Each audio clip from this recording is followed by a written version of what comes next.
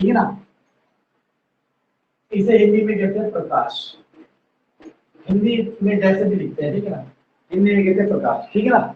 अब मैं आपको ना देखो, मैं पहले ही बताया था, मैंने पहले ही कहा कि बाउंड्री, मैं आपको 7वीं क्लास से लेके 10वीं क्लास तक का जितना प्रकाश के बारे में है सारा पढ़ाऊंगा साइंस में, प्लस 11th और 12th का कुछ चीजें बताऊंगा डिटेल में नहीं, ऊपर ऊपर से बताऊंगा जो प्रीवियस ईयर में आ रखी है बस, ठीक है ना। और हम क्या करेंगे, हर साइंस का टॉपिक होने के बाद जब मैं लाइट चैप्टर करा दूंगा साइंस का, फिर मैं अरेंज करूंगा आपके लिए प्रीवियस ईयर डीएसएसबी में कोई भी पेपर हो, चाहे टीचिंग का हो या किसी भी एग्जाम का पेपर हो, उसमें साइंस में लाइट में से जो जो क्वेश्चन आ रखा होगा वो मैं आपको दिखाऊंगा कि डीएसएसबी का, चाहे आप चेक कर लेना बाद में, मैं आपको ये दिखाऊंगा कि जो भी मैंने पढ़ाया है उसी के अंदर से क्वेश्चन आएगा, ठीक है ना। तो हमारा टारगेट क्या रहेगा, 7th to 10th क्लास, क्योंकि 7th से पहले तो लाइट आएगा ही, प्राइवेट स्कूल में आ जाता है 6th में, वो अलग चीज है, ठीक है ना। प्राइवेट स्कूल का स्टैंडर्ड अलग है, वो तो 8th क्लास में 10th क्लास के लेवल तक डाटा दे। तो हम पढ़ते हैं लाइट, ठीक है ना, जितना आपके लिए जरूरी है सारा बताया जाएगा, ठीक है। सबसे पहले ना जो लाइट होता है इसकी डेफिनेशन क्या होती है, देखो बहुत आसान है, form of energy which causes sensation of vision।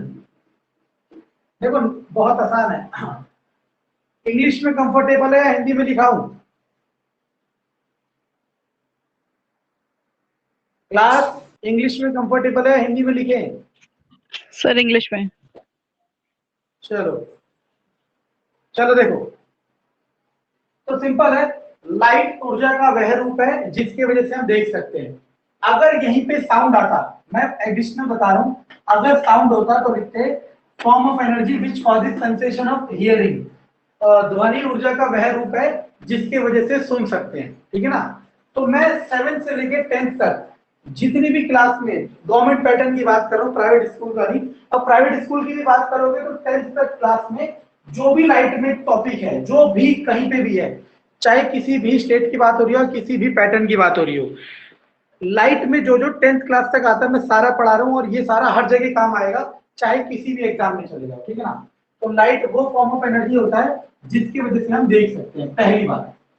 अब लाइट की अपनी कुछ प्रॉपर्टीज होगी,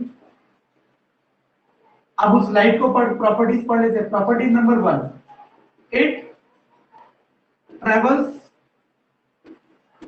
इन स्ट्रेट पाथ,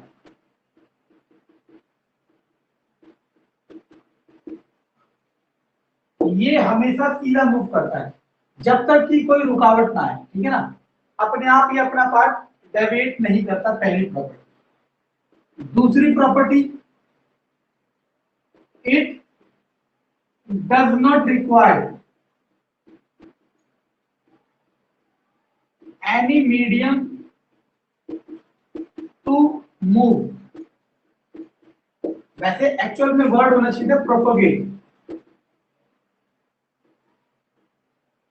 तो लाइट को मूव करने के लिए किसी मीडियम की जरूरत नहीं होती, इसे एग्जांपल समझते हैं। आपको पता है अगर आप और मैं अंतरिक्ष में चले जाए तो हम वहां पे एक दूसरे से बात नहीं कर सकते, क्यों?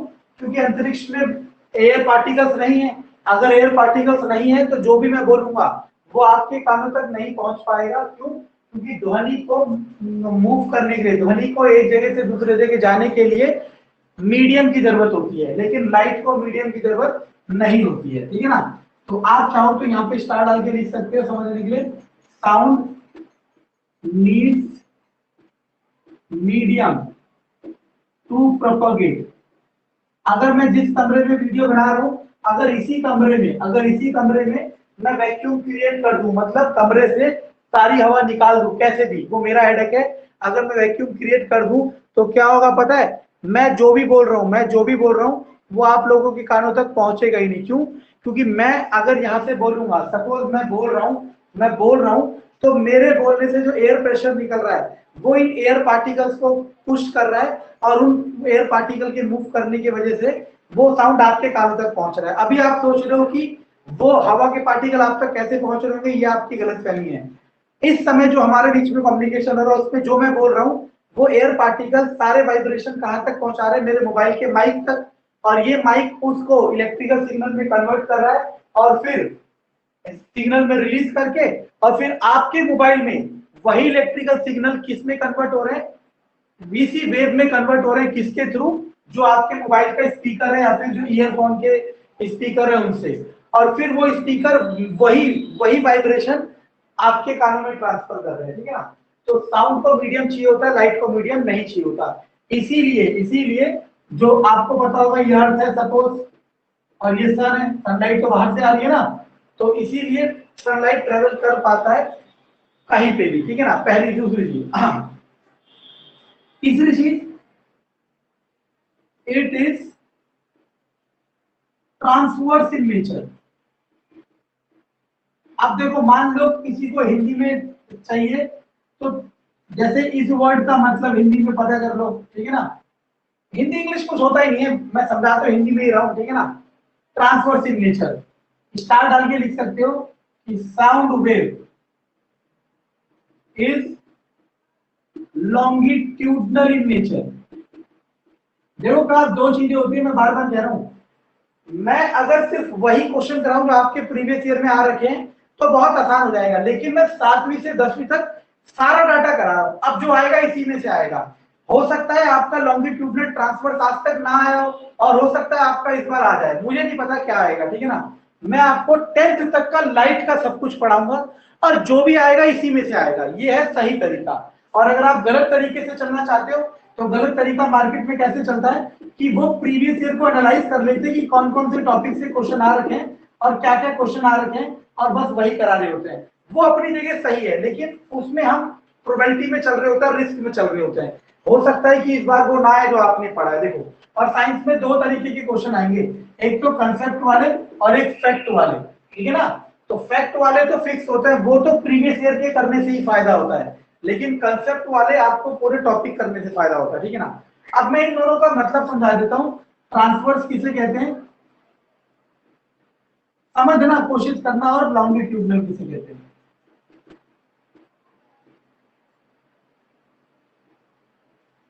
बहुत आसान है, मैं कोशिश करूंगा कि मैं कितना आसान बना सकता हूं उसे, ठीक है ना।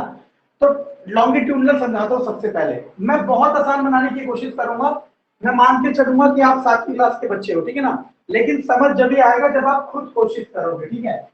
मानो लॉन्गिट्यूडनल वेव किसे कहते हैं, अगर वेव इस तरफ जा रही है, वेव इस तरफ जा रही है, और वेव में जो ऑसिलेशन हो रहा है, मतलब जो वाइब्रेशन हो रही है, वो भी इसी तरफ हो रही है। अब ये वाइब्रेशन क्या होता है समझना। मैंने अभी आपको कहा कि अगर मैं बोलूंगा तो मेरे मुंह से जो एयर प्रेशर निकलेगा वो आगे की तरफ निकलेगा, है ना, और मेरी मूव वेव भी किस तरफ मूव करेगी, इस तरफ। अगर एयर पार्टिकल इस तरफ मूव करेंगे तो एयर भी मूव, साउंड भी मूव करेगा इस तरफ। यानी कि जिस तरफ साउंड मूव कर रहा है उसी तरफ मेरे एयर पार्टिकल मूव कर रहे हैं। ये होता है लॉन्गिट्यूडनल वेव। लॉन्गिट्यूडनल वेव का मतलब जिस तरफ पार्टिकल मूव करेगा उसी तरफ साउंड मूव करेगा, ये होता है लॉन्गिट्यूडनल वेव। तो इसे हम कहते हैं the type of wave in which direction of vibration of particle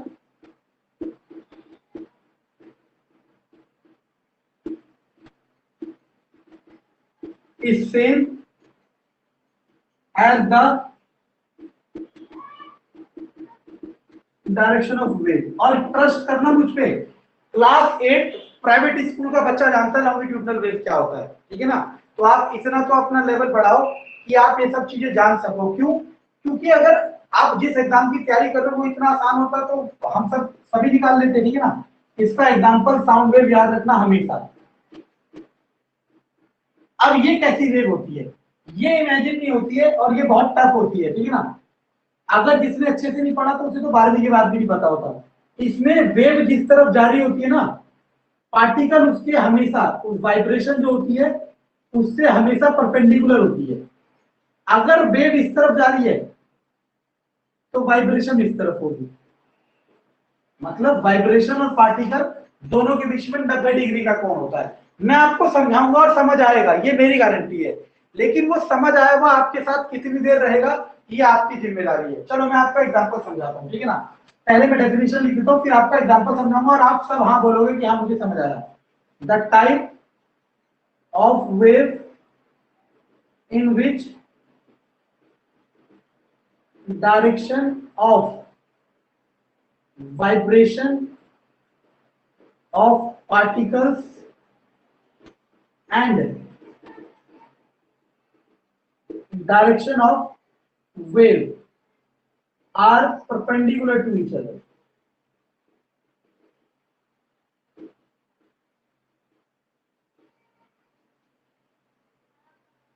अब मैं इसको समझाता हूं, ठीक है ना। इसके 2-3 एग्जांपल है, उसमें से एक एग्जांपल मैं आपको समझाऊंगा और समझ आएगा। बाकी मैं क्या, दुनिया में कोई आपको प्रैक्टिकली नहीं समझा सकता, ठीक है ना। एक्सपेरिमेंटली समझाया जाता है, मतलब लैब में वैसे नहीं समझा सकता।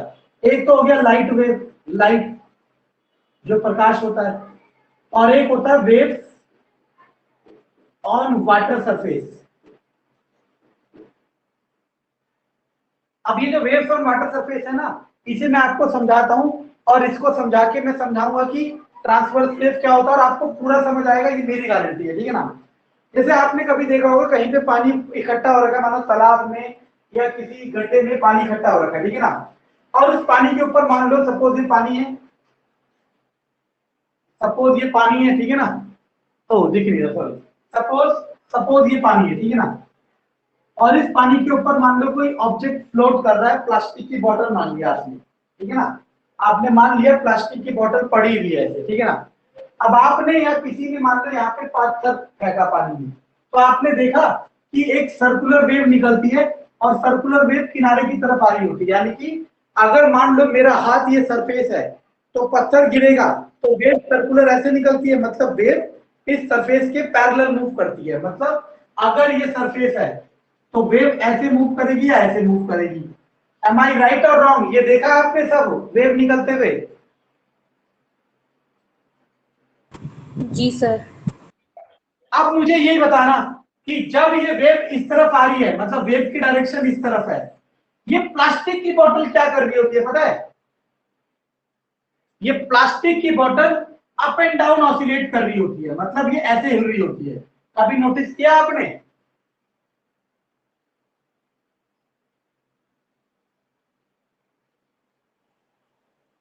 जी सर।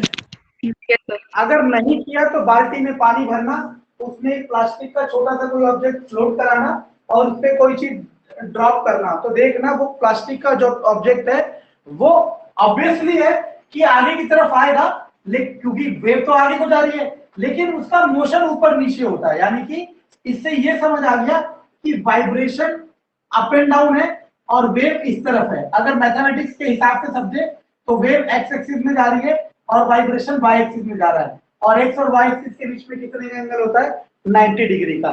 इसी तरीके से लाइट, लाइट को भी अगर मैं डिटेल में जाऊं वो लेकिन आउट ऑफ द ट्रैक हो जाएगा। मैंने कहा ना मैं अपने आप को लिमिट करूंगा, मुझे सारा पता है। मैं जो एक एक शब्द लिख रहा हूँ ना, मैं ट्रांसवर्स वाले वर्ड को कम से कम 3 घंटे पढ़ा सकता हूँ लगातार, और इस 3 घंटे में सारी नई चीजें बताऊंगा, लेकिन मैं आपको लिमिट करते हुए जो आपके काम का है वो बता रहा हूँ। तो मैंने क्या बताया, ट्रांसवर्स वो होगी जिसमें वेव और वाइब्रेशन में 90 डिग्री होगा, और लॉन्गिट्यूडनल वो होगी जिसमें जिसमें आपका वेव और वाइब्रेशन में 0 डिग्री होगा, मतलब दोनों सेम डायरेक्शन में होंगे। कोई डाउट क्लास?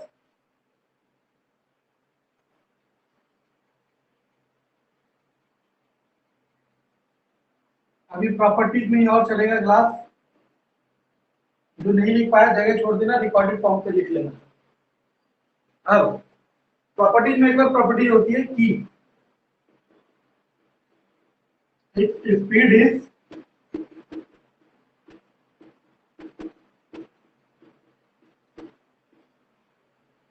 इसकी जो स्पीड होती है वो होती है 3 × 10⁸ मीटर पर सेकेंड वैक्यूम में। वैक्यूम का मतलब होता है जहां पे कोई भी पार्टिकल्स ना हो, चाहे एयर हो चाहे कुछ हो, ठीक है ना।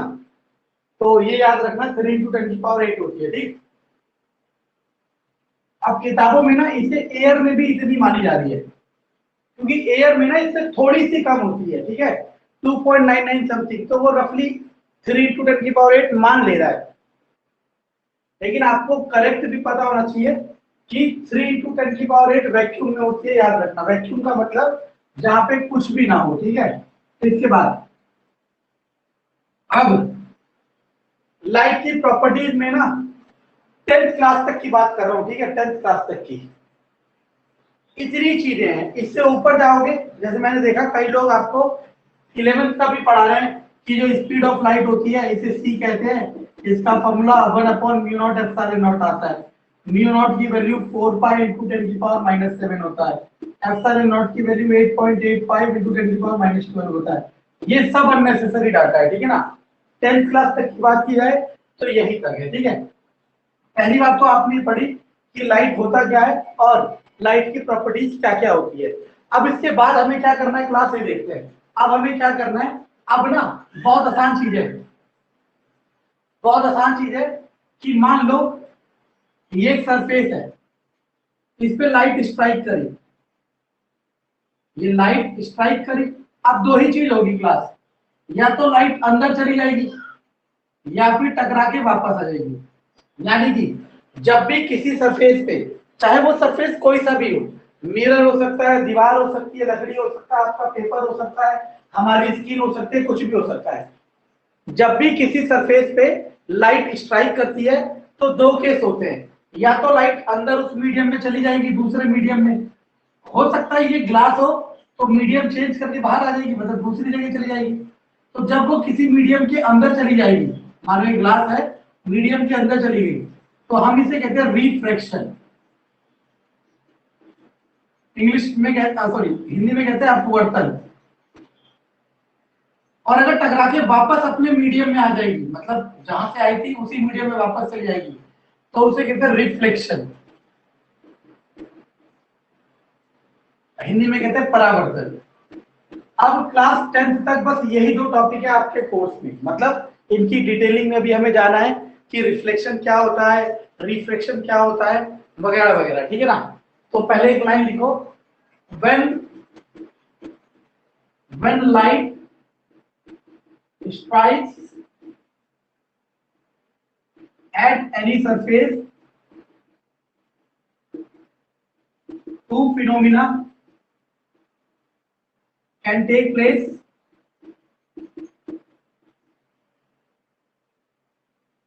Number first, reflection. Number second, refraction. तो जब लाइट किसी भी सरफेस पे टकराएगी, जब लाइट किसी भी सरफेस पे टकराएगी तो दो ही चीज होगी, या तो रिफ्लेक्शन होगा या फिर रिफ्रैक्शन होगा, या तो परावर्तन होगा या फिर अपवर्तन होगा। अब हमें इसके बाद ये पढ़ना पड़ेगा कि अपवर्तन किस केस में होता है, परावर्तन किस केस में होता है। फिर उसके बाद हमें पढ़ना पड़ेगा कि अपवर्तन के अंदर क्या क्या आता है और परावर्तन के अंदर क्या क्या आता है। बस फिर हमारा लाइट चक्र खत्म। और फिर ऐसा कोई क्वेश्चन नहीं है, पढ़ते हैं रिफ्लेक्शन ऑफ लाइट। अब मैं चाहे आपको आर सुनाई दे लेकिन हर बार एल ही होगा जब तक कि मैं टॉपिक को ऐड नहीं कर देता, ठीक है ना। तो रिफ्लेक्शन ऑफ लाइट को समझते होता क्या, प्रकाश का परावर्तन। मैं बार बार कह रहा हूं आपको इतना फ्लेक्सिबल होना चाहिए कि आप हिंदी इंग्लिश में फंसो ना, ठीक है ना। अब रिफ्लेक्शन ऑफ लाइट क्या कहता है कि जब भी कोई पॉलिश सरफेस होगा, जब भी कोई पॉलिश सरफेस होगा, पॉलिश सरफेस मतलब स्मूथ जिसमें पेंट करा होगा या चिकनी सतह होगी। जब मैंने बोर्ड लिया था ना जिसपे हम लिख रहे हैं, जब ये नया आया था तो इस पे बिल्कुल इमेज दिखती थी सामने से। क्यों? क्योंकि इस पे ये मार्कर के इशू, मतलब मार्कर की इंक वगैरह के ये ब्लैकनेस नहीं थी, तो बिल्कुल साफ दिखता है। अगर आप कोई भी चीज ले लो, ये क्या चीज ले लो, नई कटोरी ले लो, चम्मच ले लो, जब वो कोई भी चीज नहीं होती है, टीवी ले लो, अलमारी ले लो, सब में इतना शाइनी सरफेस होता है कि आपको इमेज दिखता है। तो होता क्या है, जब भी कोई पॉलिश सरफेस होता है तो उस पर लाइट टकरा के वापस चली जाती है। तो हमें समझ आया परावर्तन, रिफ्लेक्शन होने के लिए सबसे पहली कंडीशन ये होना चाहिए कि जो सरफेस होना चाहिए ना वो पॉलिश्ड होना चाहिए, ठीक है ना, पॉलिश्ड होना चाहिए।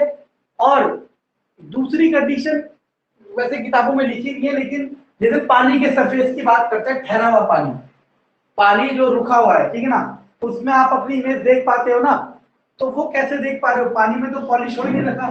तो दो चीजें होती है किताबों में, लेकिन एक ही चीज लिखी हुई है कि या तो सरफेस वेल पॉलिश होना चाहिए या फिर सरफेस स्मूथ होना चाहिए। और अगर आप दिमाग लगाओ ना तो जो चीज वेल पॉलिश होगी वही स्मूथ होगी, अगर आप समझ पाओ तो। मान लो मैंने इस बोर्ड के ऊपर एक ये व्हाइट कलर का या ब्लैक कलर, इसे ब्लैक बोर्ड बनाना चाह रहा हूं और मैं इस पे ब्लैक कलर का पेंट कर रहा हूं। अगर वो मेरा ब्लैक कलर का पेंट स्मूथ होगा, बहुत स्मूथ होगा, मतलब हर जगह एक जैसा होगा, तो उसमें शाइनिंग आएगी। और अगर वो स्मूथ नहीं होगा, कहीं पे ज्यादा होगा कहीं पे कम आएगा, तो वो शाइनिंग नहीं करेगा, ठीक है ना, वो क्या हो जाएगा, रफ में काउंट हो जाएगा, ठीक है ना। तो लेकिन किताबों में बस एक ही चीज लिखी हुई है कि रिफ्लेक्शन ऑफ लाइट वही होता है जहां पे सरफेस क्या होता है, पॉलिश्ड होता है, ठीक है ना। तो पहली लाइन लिखो, reflection of light take place, reflection of light take place, reflection of light take place when the surface is polished, bracket में स्मूथ।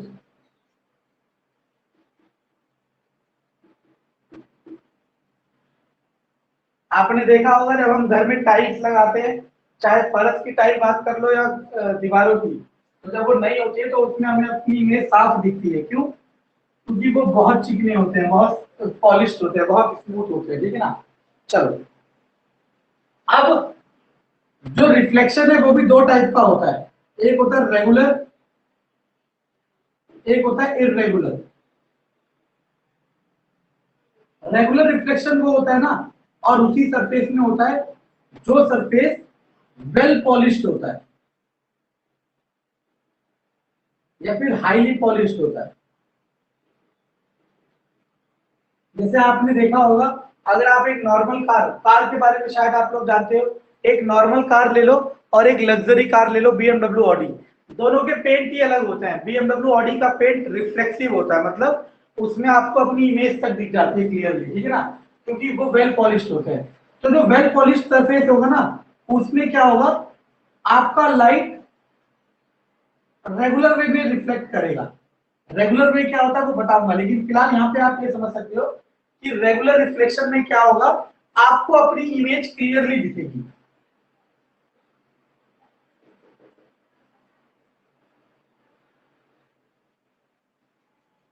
अपनी इमेज बिल्कुल साफ दिखेगी। जैसे पानी रुका हुआ है और उस रुके हुए पानी में आप अपनी शक्ल देख रहे हो, तो वो वेल पॉलिश्ड या फिर रेगुलर रिफ्लेक्शन में आ जाएगा। और वहीं अगर मैंने उस पानी में थोड़ा सा कहीं पे पत्थर फेंक दिया, तो उसमें क्या आ जाएगा, इररेगुलरनेस आ जाएगी।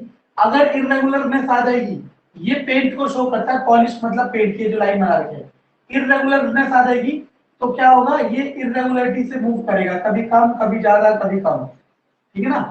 तो इस केस में ये होता है नॉट वेल पॉलिश्ड। और ये जब भी होगा जब आपको image will not be clear, ठीक है ना। पानी में आप अपना चेहरा देख रहे हो, तो आपको जब तक पानी में अपना चेहरा दिख रहा है तो आपका रेगुलर रिफ्लेक्शन हो रहा है। पानी में हलचल हुई तो आपको अपनी इमेज क्लियरली नहीं दिखेगी, तो उस केस को हम कहते हैं इररेगुलर रिफ्लेक्शन। पहली चीज तो ये समझ आई। अब हमें और डिटेल पढ़ना होगा कि रेगुलर रिफ्लेक्शन और इररेगुलर में अंतर क्या होता है, ठीक है ना।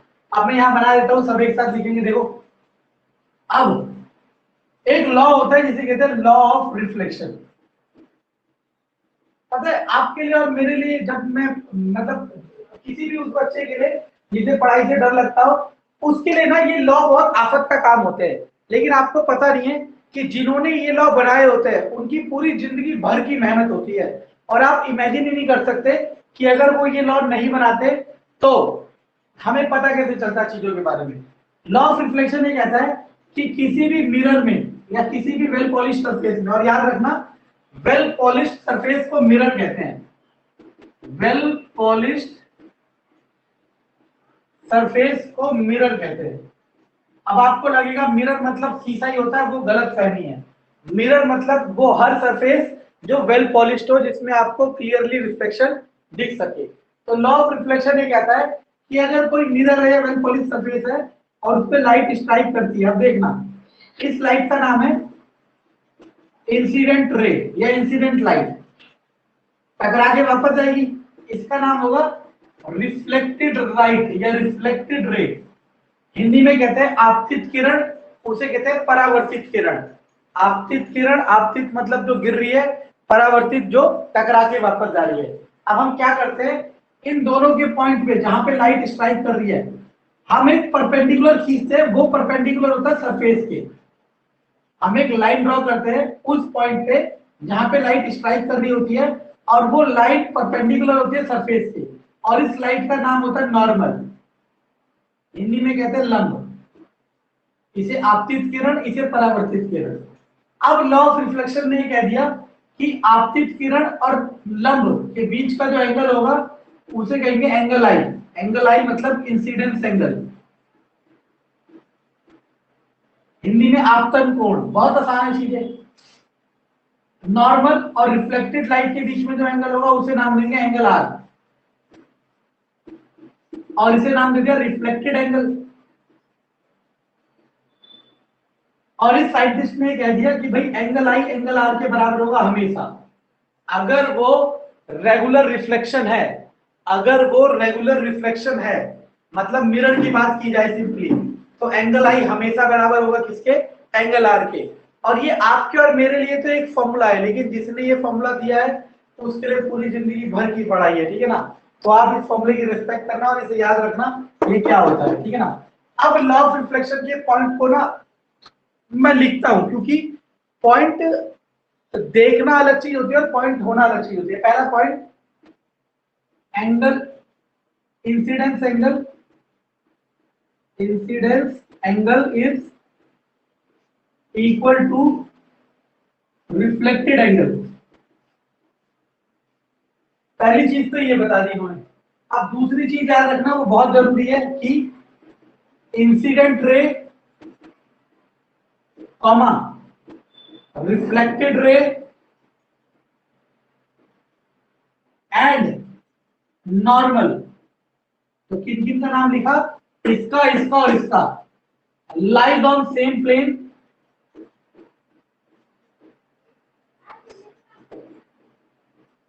And meet at single point. ये जो दूसरा पॉइंट है ये बहुत कम लोगों को एग्जैक्टली याद होता है, एग्जैक्टली पता होता है, ठीक है ना। तो दूसरा पॉइंट समझाता हूं क्या कह रहा है। दूसरा पॉइंट ये कह रहा है कि जो इंसिडेंट रे होगी, मतलब जो रे अंदर आ रही है और जो टकरा के जा रही है और जो लंब है, तीनों के तीनों एक ही प्लेन पे, इसी प्लेन पे जो मिल रहे हैं और एक ही पॉइंट पे मिलेंगे, इसी पॉइंट पे मिलेंगे।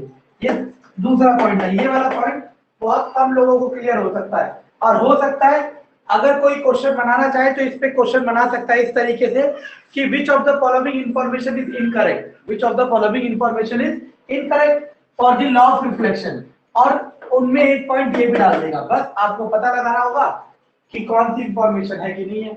क्या आएगा ये मैं नहीं बता सकता, और मैं क्या, दुनिया में कोई नहीं बता सकता कि क्या आएगा। बस वही बता सकता है जो पेपर लीक करा रहा है या जिसने पेपर बनाया है, बाकी कोई नहीं बता सकता कि क्या आ सकता है। तो मैं आपको पूरा पढ़ा रहा हूँ, जितना भी क्लास 7 से लेकर 10th तक है लाइट में। अगर आपने सारा पढ़ लिया और किसी भी सरकारी एग्जाम के पेपर दो, और अगर उसमें साइंस आ रहा है और लाइट चैप्टर आ रहा है, तो इससे बाहर नहीं आएगा, ये मेरी गारंटी है, ठीक है ना।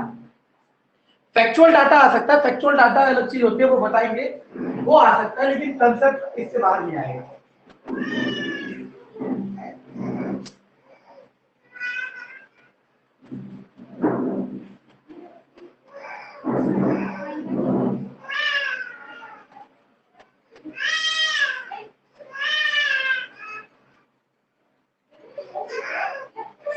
ठीक है ना।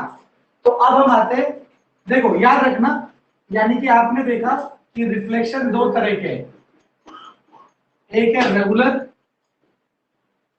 एक है इररेगुलर। रेगुलर वो जिसमें इमेज आपको दिखेगी क्लियरली, इमेज क्लियरली दिखेगी, इसमें इमेज डिसऑर्डर्ड दिखेगी, मतलब आड़ी टेढ़ी दिखेगी, ठीक है ना, इमेज डिसऑर्डर्ड दिखेगी, ठीक है। ओके, ये आपको पता चल गया। तो अब आप मुझे सोच के बताना कि प्रैक्टिकल यूज में, प्रैक्टिकल मतलब देखो, प्रैक्टिकल का मतलब होता है इकोनॉमिकली। इकोनॉमिकली का मतलब होता है कि जो चीजें मार्केट में बिक सके। तो कौन सा वाला बिकेगा? सिर्फ और सिर्फ रेगुलर रिफ्लेक्शन वाला। क्यों? क्योंकि रेगुलर रिफ्लेक्शन वाली चीज से हम बहुत सारे चीजें बना सकते हैं, मिरर बना सकते हैं, कोई शोपीस बना सकते हैं, कुछ भी बना सकते हैं ना, बाइक और गाड़ियों के साइड मिरर बना सकते हैं, ऐसी बहुत सारी चीजें बना सकते हैं जो आप सोच सको, ठीक है ना। तो हमारे कोर्स में सिर्फ और सिर्फ रेगुलर रिफ्लेक्शन होता है। तो अब इरेगुलर रिफ्लेक्शन में बस इतना ही आएगा, चाहे किसी भी एग्जाम में निकाल लो। 10th क्लास तक की बात कर रहा हूँ, 10th क्लास तक चाहे कोई भी एग्जाम हो, उसमें इरेगुलर रिफ्लेक्शन में बस यहीं तक आता है कि उसमें इमेज कैसी बनती है, ठीक है ना। तो आपको पता होना चाहिए कि उसमें इमेज डिसऑर्डर बनती है। और याद रखना कि रेगुलर रिफ्लेक्शन में एंगल आई एंगल आर के बराबर होता है, और इरेगुलर रिफ्लेक्शन में एंगल आई एंगल आर के बराबर नहीं होता। यानी कि irregular reflection law of reflection को डिसऑबे करता है। डिसऑबे मतलब इसको फॉलो नहीं करता है, ठीक है ना। तो ये दोनों पॉइंट फटाफट लिखो।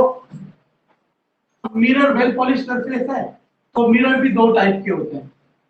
एक होता है प्लेन मिरर, मिरर को हिंदी में कहते हैं दर्पण।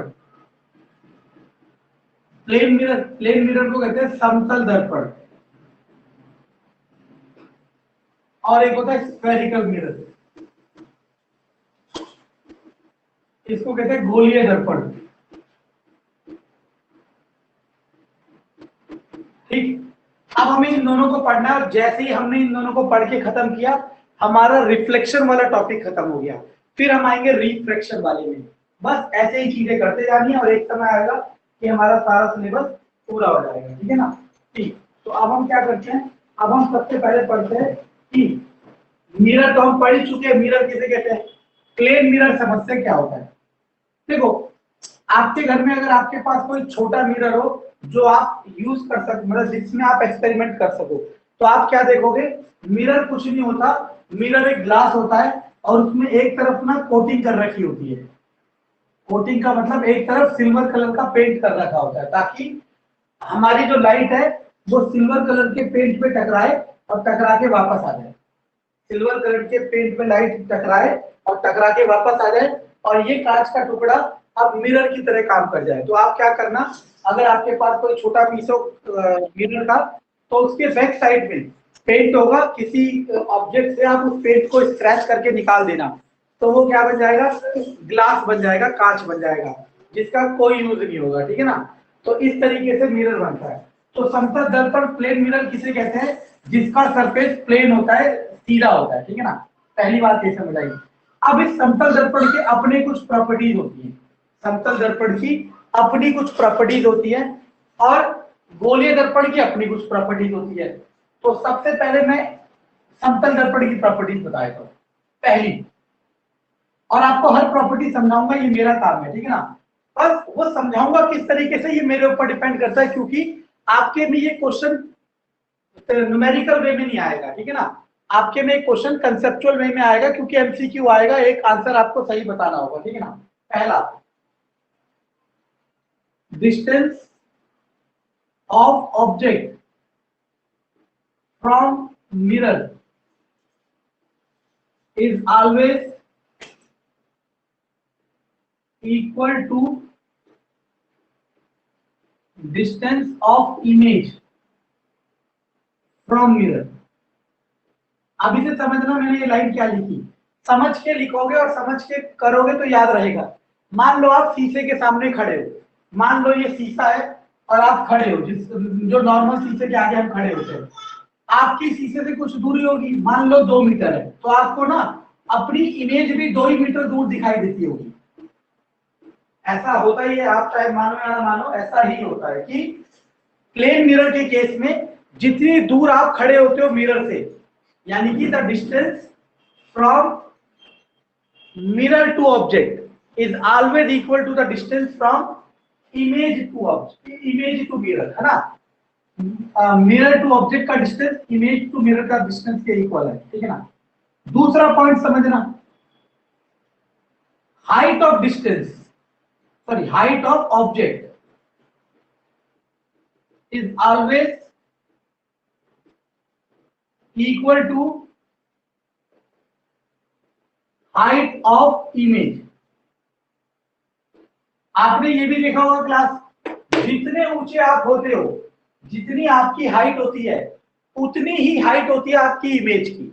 अगर वो आपकी इमेज को बोना करके दिखा रहा है या लंबा करके दिखा रहा है तो वो मिरर खराब है, और उस चीज को हम मिरर इल्यूजन कहते हैं। और वो साइंस म्यूजियम में या कई जगह रॉक गार्डन में भी मिरर्स लगा रखे हैं, जिसमें कभी आप लंबे दिखते हो, कभी मोटे दिखते हो, कभी चौड़े दिखते हो। वो सारे उनके पेंट की वजह से है। पेंट अगर इरेगुलर हो जाए ना तो ये इमेज में डिस्टॉर्शन हो जाता है, ठीक है ना। तो प्लेन मिरर की हमने दो चीज सीखी। पहली चीज कि आप जितना दूर खड़े होंगे, मतलब ऑब्जेक्ट जितना दूर होगा मिरर से, इमेज भी उतना ही दूर होगा मिरर से, पहली चीज। दूसरी चीज, इमेज का जितना ऊंचाई होगा, मतलब जितना ऊंचाई आपका होगा उतना ही ऊंचाई आपके इमेज का भी होगा, ये भी चीज है। दोनों पॉइंट एक्सेप्टेबल है या नहीं, यस और नो? Yes sir. ओके, अब इसके बाद तीसरा पॉइंट एक्सेप्टेबल नहीं होगा, ये मेरे को पता है, लेकिन अभी तीसरे पॉइंट को समझ लो और मैं एक्सेप्टेबल कराऊंगा इस वाले पॉइंट पे। जब मैं स्फेरिकल मिरर कराऊंगा ना, तब मैं तीसरे पॉइंट को एक्सेप्टेबल कराऊंगा कि हाँ तीसरा पॉइंट सही है। तीसरा पॉइंट ये है कि focal length of plane mirror is infinity. Focal length of plane mirror is infinity. अभी इस बात को समझ लो, और जब मैं स्फेरिकल मिरर कराऊंगा तब आपको पूरा क्लियर होगा, ठीक है ना। अब आपको एक चीज और पता होनी चाहिए, पहले से पता होनी चाहिए, मेरे बताए से पहले, कि मिरर ना एक चीज करते हैं जिसका नाम होता है लेटरल इन्वर्जन। क्लास किसी को पता है लेटरल इन्वर्जन क्या होता है?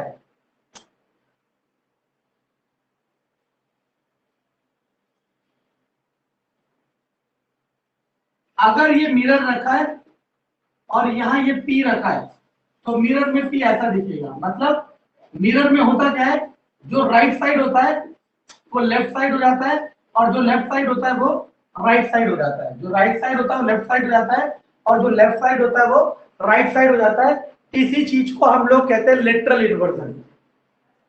इसी लेटरल इन्वर्जन के चलते, इसी लेटरल के, ये दोनों मिरर में होता है, हर मिरर लेटरल इन्वर्जन करता है, चाहे प्लेन हो चाहे स्फेरिकल हो। इसी के चलते आपने देखा होगा एम्बुलेंस में उल्टा लिखा जाता है, देखा है सबने?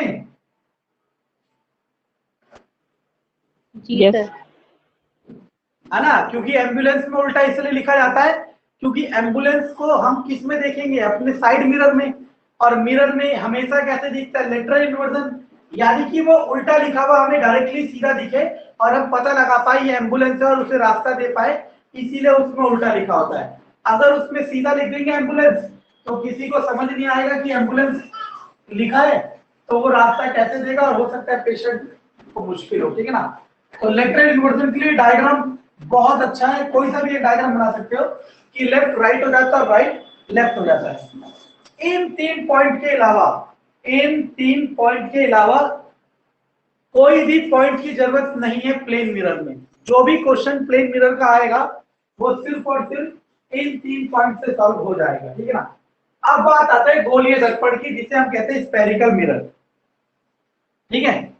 स्फेरिकल मिरर होता क्या है पहले मैं समझाता हूं। देखो, मानो एक कांच की बॉल है, आपने देखा होगा प्लास्टिक की बॉल देखी होगी, ठीक है ना, या जो बॉल आती है फुटबॉल जैसी है, कोई भी बॉल, ठीक है ना, वो अंदर से खोखली है, भरी भी नहीं है। मान लो आप इसके बहुत सारे टुकड़े कर देते हो, मान लो एक टुकड़ा ये रहा और एक टुकड़ा ये रहा, दोनों सेम जैसे टुकड़े ले लिए। अब आपने क्या किया, इस टुकड़े में अंदर की तरफ पेंट कर दिया, तो यहां से लाइट टकराई गया, तो अब इसका ये बाहर वाला, ये इधर वाला सरफेस रिफ्लेक्टिव हो गया, ये वाला सरफेस क्या हो गया, रिफ्लेक्टिव, क्योंकि यहां से लाइट टकरा के अब वापस आएगी। अगर इस वाले में मैंने क्या किया, इसके बाहर वाले की तरफ पेंट कर दिया, तो अब इसका अंदर वाला सरफेस रिफ्लेक्टिव हो जाएगा। इसका अब अंदर वाला सरफेस रिफ्लेक्टिव हो गया। तो ये हमने देखा कि एक में बाहर वाला सरफेस रिफ्लेक्टिव है और एक में अंदर वाला सरफेस रिफ्लेक्टिव है। अगर इसी को थोड़ा समझाया जाए तो देखो, अगर देखा जाए तो ये गुफा जैसा है, गुफा ऐसा ही तो होता है, गुफा का मुंह ऐसा होता है, तो ये गुफा जैसा है, तो इसीलिए इसका नाम दे दिया कॉनकेव मिरर। केव मतलब गुफा, यानी कि अगर रिफ्लेक्टिंग सरफेस केव जैसा हो, गुफा जैसा हो, तो उसे कनकेव मिरर कहते हैं। ठीक है ना। हिंदी में उत्तल या अवतल होता है, मुझे एग्जैक्टली याद नहीं किसको उत्तल कहते हैं किसको अवतल। ठीक है ना, इससे कोई फर्क नहीं पड़ेगा क्योंकि पेपर में बाइलिंगुअल आएगा पेपर। अभी आगे इसमें सरफेस ये वाला रिफ्लेक्टिव है, और अगर देखा जाए तो ये पहाड़ जैसा कुछ है, तो इसीलिए इसे कहते हैं कॉन्वेक्स मिरर।